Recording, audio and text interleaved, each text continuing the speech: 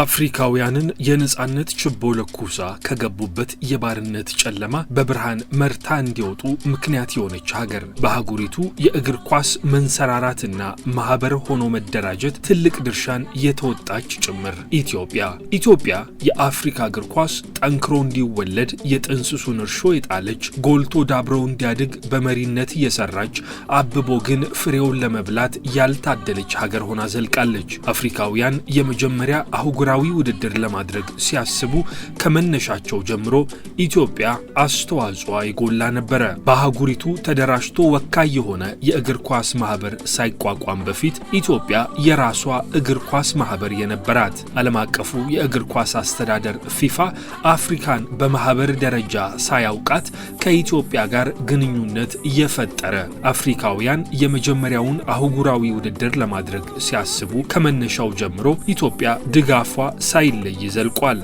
በኢትዮጵያውያኑ አቆጣጠር 1949 በአውሮፓውያኑ 1957 የአፍሪካ እግር ኳስ ኮንፌዴሬሽን ካፍ አህጉራዊ ውክልና ኖሮት በዓለም አቀፉ አስተዳደር ፊፋ ውስጥ ተሳታፊ እንዲሆን ኢትዮጵያ ከአጋሮቿ ሱዳንና ግብጽ ጋር አብራ ሰርታለች።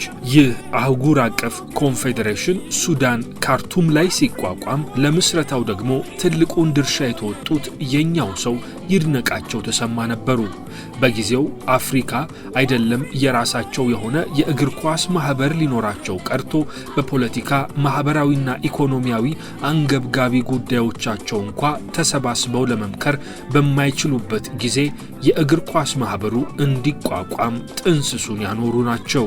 ከአፍሪካ አንድነት ድርጅት ቀድሞ የተመሰረተው የአፍሪካ እግር ኳስ ማህበር ገና ከጅምሩ በፈተና የተሞላን ጊዜ እንዲያሳልፍ ተገዷል። ፊፋ ለአፍሪካ እግር ኳስ ማህበር ምስረታ የይሁንታ ፍቃዱን ሲሰጥ፣ አንዳንድ ሀገራት ግን በአፍሪካ እግር ኳስ የለም በማለት የዚህን ማህበር ምስረታ ሲቃወሙ ነበር። ከመስራቾቹ አንዱ የነበሩት የሱዳኑ ተወካይ ዶክተር አብዱል ሐሊም ይህንን ይላሉ። They said Africa can form their confederation of football. አፍሪካ የራሳቸውን ማህበር መመስረት ይችላሉ።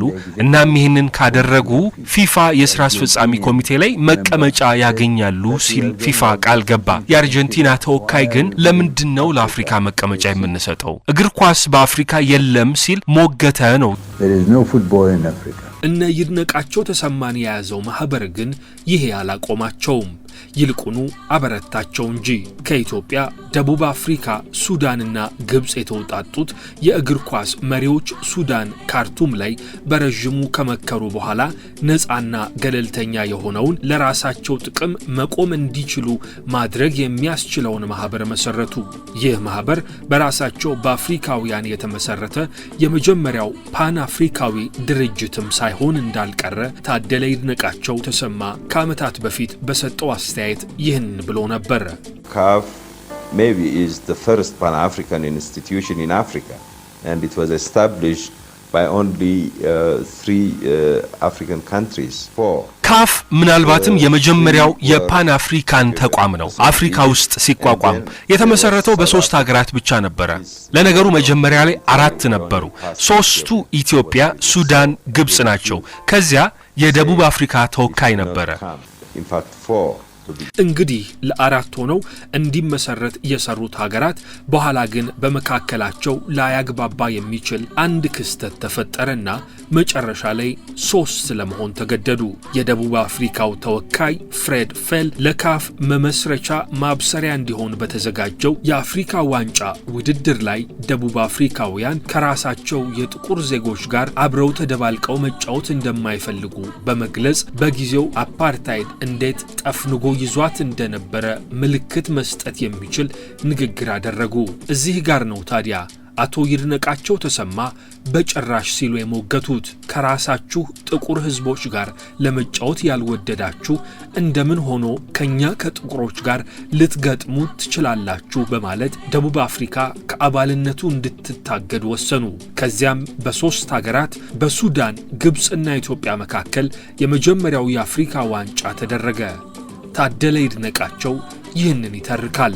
If you cannot come with a mixed press team. በድብልቅ ዘር ቡድን ካልመጣችሁ ከመጀመሪያው የአፍሪካ ዋንጫ ውድድር ብቻ አይደለም የምናሰናብታችሁ ይልቁኑ ከካፍ አባልነትም ጭምር ትታገዳላችሁ እናንተ ከራሳችሁ ጥቁሮች ጋር መጫወት ካልፈለጋችሁ እንደምን ሆኖ ነው ከኛ ከጥቁሮች ጋር ተቀላቅላችሁ የምትጫወቱት Not only will be eliminated from the first African Cup, but South Africa would not continue to be a member of the African በእንደዚህ ያለ ቆፍጣና ውሳኔ ደቡብ አፍሪካን ያሰናበተው ይህ ማህበር ለመጀመሪያ ጊዜ ኢትዮጵያ ላይ ሶስተኛውን የአህጉሪቱን ትልቁን የእግር ኳስ መድረክ ደገሰ።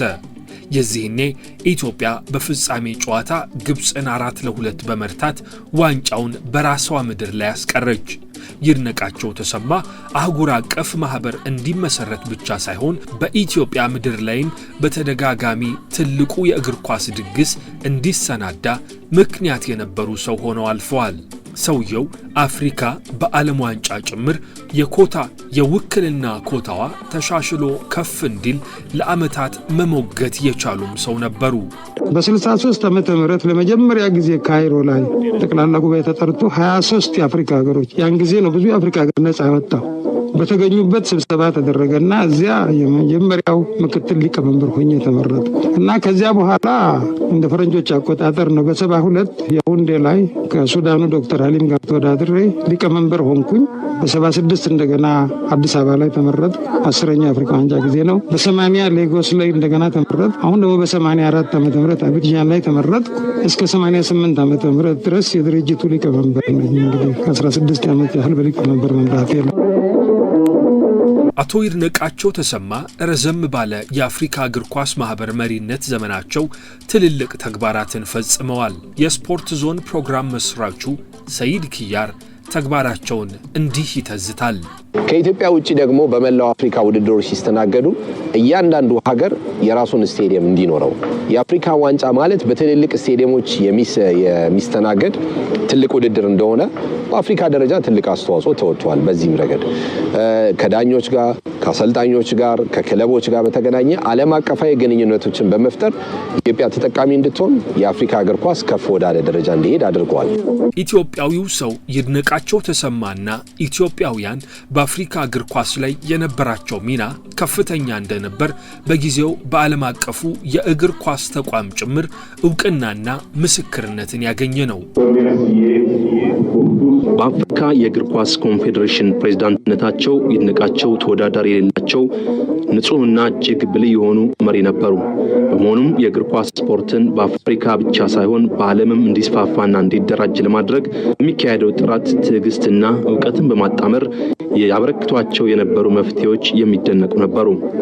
ፊፋ ይድነቃቸው በአባልነታቸው ለሰጡት አገልግሎትና በየጉባኤውም ላይ ላበረከቱት ብልህና አዋቂ የሆኑ ምክሮቻቸው ምንጊዜም ባለውለታ ሆኖ ይኖራል። ለአህጉሪቱ እግር ኳስ መቃናት እንዲህ ደፋ ቀና ስትል የነበረችው ሀገር ከሶስተኛው የአፍሪካ ዋንጫ ድሏ በኋላ እስካሁን ድረስ ያለ አፍሪካ ዋንጫ ቆይታለች። 62 የአፍሪካ ዋንጫ ድርቅ ዓመታት በኢትዮጵያ ላይ ተቆጥረዋል። ለመጨረሻ ጊዜ የምድብ ድልድልም ቢሆን መሻገር የቻለችው እንደ አውሮፓውያኑ አቆጣጠር 1968 ላይ ነበረ። በእግር ኳስ ማህበሩ ምስረታ ላይ የጎላ ድርሻን የተወጣችው ኢትዮጵያ በአሁኑ ሰዓት በእግር ኳስ ውጤት ግን ያሽቆለቆለ ታሪክን ለማሳለፍ ተገዳለች።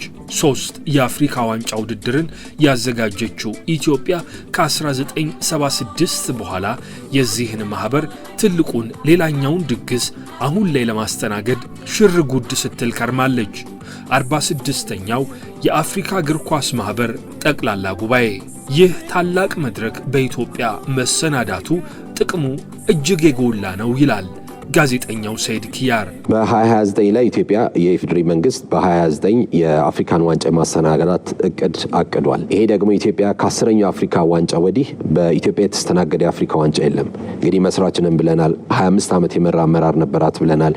አፍሪካን ዋንጫ ራሱ የጀመረችው ኢትዮጵያ ነች። የአፍሪካ የክለቦች ውድድር መርሆቹን፣ የኮንፌዴሬሽኑን መተዳደሪያ ደንቦች፣ ሁሉንም ነገር ውስጥ ኢትዮጵያ አጅዋለ። እንግዲህ 3ኛውን፣ 6ኛውን፣ 10ኛውን አፍሪካ ዋንጫ አስተናግደን ከዛ ወዲህ አላስተናገድንም።